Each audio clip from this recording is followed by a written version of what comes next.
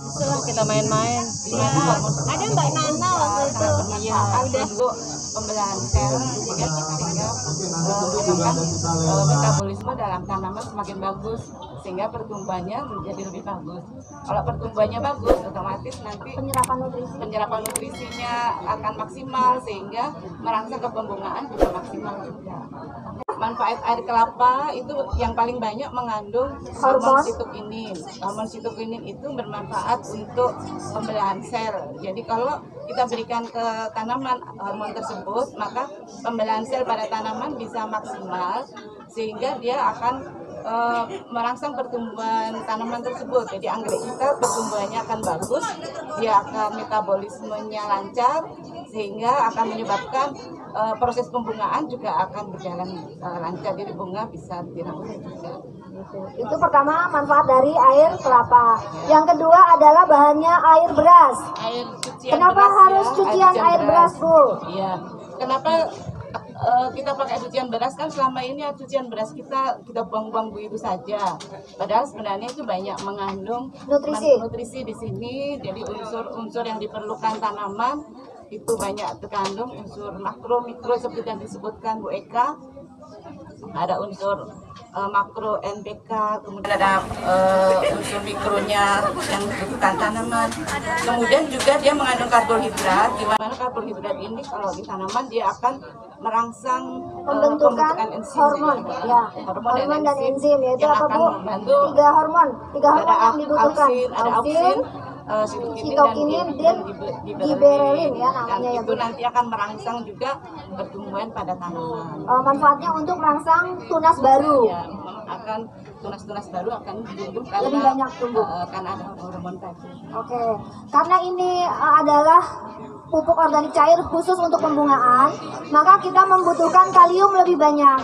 Kalium organik yang bisa kita dapatkan paling banyak dan paling mudah adalah dari kulit pisang. Jadi kulit pisang ini kalau kita buat 1 liter kulit pisangnya harus berapa ya? Yang ada berapa kita? Tidak harus nanti kalau kulit pisangnya cuma punya 2 bingung, kulit pisang 2 aja kan bingung, Bu. Nah, jadi kita seimbangkan sendiri. Ini 1,5 liter saya menggunakan 4 pisang ya, kita ambil kulitnya. Jadi sebetulnya lebih baik lagi kalau kulit pisangnya ini kita jemur kering dulu. Setelah jemur kering kita potong-potong dan di blender. Jadi boleh dibilang ekstrak ya. Kulit pisangnya untuk mempercepat proses penguraian atau fermentasi. Ya betul. Jadi untuk 5 liter resep pupuk organik cair kulit pisang ekstrak itu dibutuhkan 100 sampai 150 gram kulit pisang kering cair. Kulit pisang kering bubuk. Tetapi berhubung kita seminggu ini nggak ada panas, kita masih bisa tetap menggunakan kulit pisang yang basah. Jadi kurang lebih ada berapa pisang ini, Bu Ari? Ada 4 pisang yang besar. Ya. Jadi kita gunakan 4 kulit pisang, pisangnya besar-besar. Ya, boleh. Pisang apa saja boleh. Ya. Pisang saja. Biasanya sih yang kaliumnya lebih tinggi adalah pisang hijau, Bu. Pisang Ambon. Pokoknya pisang hijau itu ya. Oke, lanjut, Kemudian, Bun. Kenapa mesti kita potong-potong untuk mempercepat proses fermentasi atau penguraiannya? Kalau kita tidak potong apa nggak bisa, tapi proses penguraiannya akan lama. Tidak sempurna, sehingga kita potong-potong seperti ini. Oke. Apalagi, Bun, yang dibutuhkan? Ada EM4 ya. EM4 ini mengandung bakteri pengurai. Bakteri pengurai untuk tanaman. Ya, jadi karena kalau bahan-bahan ini kan harus diuraikan. Jadi untuk mempercepat penguraiannya kita menggunakan bakteri. Kalau nggak punya EM4 apa boleh pakai Yakult. Apakah kalau nggak pakai EM4 dan Yakult nggak bisa terurai? Bisa, tapi waktunya lama. Sementara kan kita mau cepat pakai. Lebih bagus ya, silakan Pak. EM4-nya dicampur ya, akan ada prosesnya, akan ada semua ya. Jadi kita masih menjelaskan bahan-bahannya dulu Pak. Oke. Jadi tadi air kelapa, air beras, EM4 dan satu lagi yang lebih penting Bun, ada air gula atau air gula. Kenapa mesti pakai air gula? Air gula ini adalah untuk memacu kerja bakteri. Jadi ayo cepat kerja. Ini gula merah ya. Jadi gini, lebih jelasnya di dalam IM4 ini terkandung bakteri baik pengurai dari karbohidrat dan glukosa. Untuk memaksimalkan kerja mikroba dan yang ada di sini, mereka perlu gula, zat gula. Nah, makanya kita menggunakan molase atau air gula. Air gulanya berapa banyak, Bun? Ini airnya 250 ml, gulanya 100 gram. 250 ml, gulanya 100 gram. Oke, kalau kita males nih, Bun, ngerebus air gula, bisa nggak pakai sirup yang jadi? Sirup kayaknya sudah dia terlalu banyak campuran ya kalau di situ. Oke. Jadi dan harganya juga mahal kalau Oh, sirup. mahal, berarti iya. lebih mahal. Tapi sebetulnya sirup pun mengandung gula. Jadi kalau mau praktik ya bisa juga kalau pakai. terpaksa sekali, Ya, kalau tapi terpaksa pakai sirup, iya. sirup cair. Tapi jangan yang kecut ya, Bun ya. Iya. Oke, Jadi akan lanjut, lebih Bun. bagus kalau pakai yang kalau tidak punya gula merah bagaimana? Gula putih juga boleh.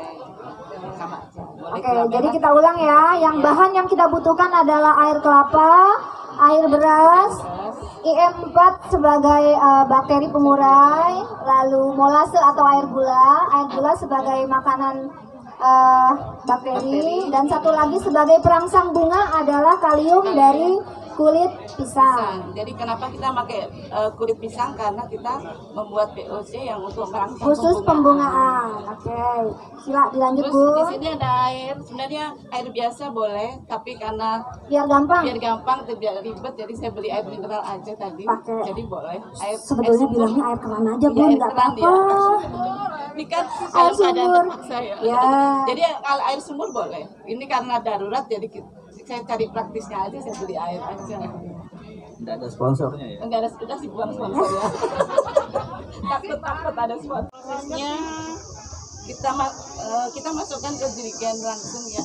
Atau mungkin kulit pisangnya kita potong semua ya, Bun ya, biar nggak ada yang kebuang. Silakan. Oh iya, terima kasih. Terima kasih Ibu. Oke, sambil menunggu itu dipotong kecil-kecil, kita bisa masukkan air kelapa.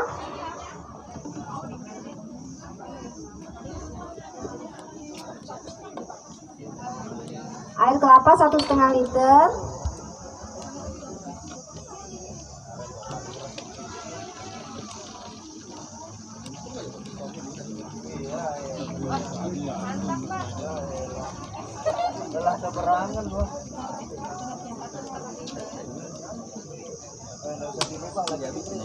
Iya dong.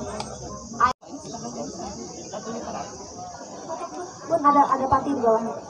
Ada sudah ya? Enggak sih. Air kelapa yang dipakai sebaiknya air kelapa yang mana nih, Bun? Air kelapa Yang muda tua, atau yang tua. air kelapa ini ya, Bun ya?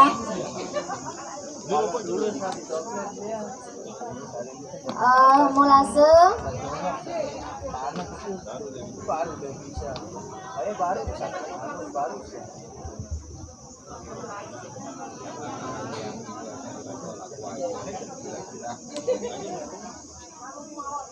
Kayaknya ini dulu, Bun, biar nanti didorong pakai air bersih.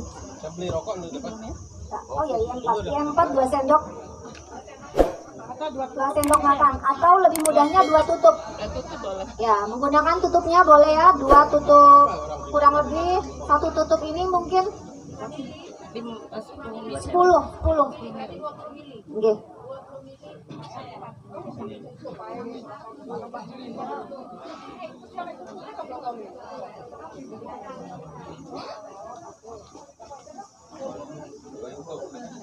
Dua tutup IM4. Lalu masukkan kulit pisangnya.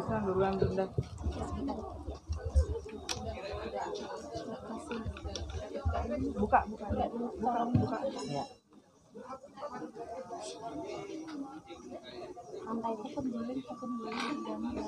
Pegangin ya, pegangin. Nah, kita masukkan semuanya. Di blender juga boleh ya Bu Eka ya? Iya. Ya, di blender juga boleh, Bu. Seperti ini udah. Iya, kalau tidak punya blender boleh potong-potong. Iya, nggak punya blender saya. Nggak apa-apa, biar praktis potong-potong pakai gunting pun bisa. Belum. Kalau Mbak Tuti tidak punya gunting bisa diambil gigit. Sesuaikan, jangan sampai terlalu penuh. Kita harus menyisakan ruang agar karena saat terjadi fermentasi nanti mengeluarkan gas. Gasnya perlu ruang. Kalau terlalu penuh dia bisa meledak. Lagi, masih bisa. Sampai batas pegangannya.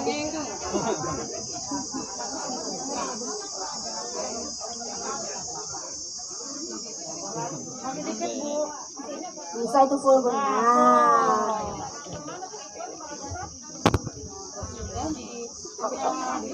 Ya.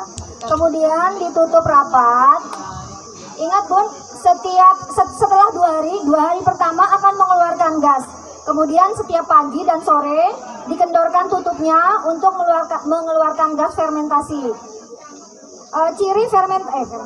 Ciri pupuk ini berhasil, pembuatan pupuk ini berhasil apa bun? Dia sudah tidak mengeluarkan gas. Satu lagi yang utama adalah Aroma ya. aromanya wangi seperti air tuak. Ya, betul.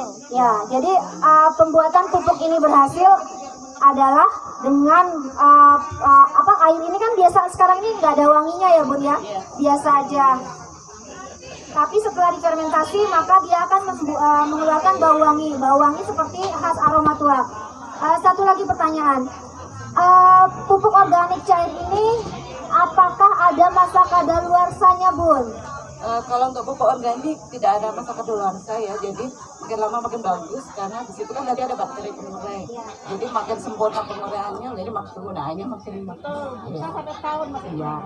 Jadi pupuk organik ini tidak ada masa kadaluarsanya selama tidak kemasukan binatang dan selama bau harumnya masih menyengat itu bisa dipakai. Tapi kalau wanginya sudah berubah menjadi agak-agak tidak enak, sebaiknya disiram ke jangan dibuang juga sih, maksudnya disiramkan ke tanaman buah yang menggunakan media tanah gitu. Jadi tidak akan sia-sia. Oke. Tambahkan sedikit Bu, yang penting tidak kena tanah. Kalau kena tanah berubah dia warnanya. Matahari kita nggak bisa ngontrol, bisa kita tutup di sini dengan plastik hitam untuk menghindari sinar matahari kan. Kalau Dan matahari, selain itu juga kalau kena matahari akan terjadi fermentasi berlebihan, gasnya akan lebih banyak, cenderung meledak jerigennya bun ya. Ada lagi? Oke, ada pertanyaan? Bu Ari, saya kan sering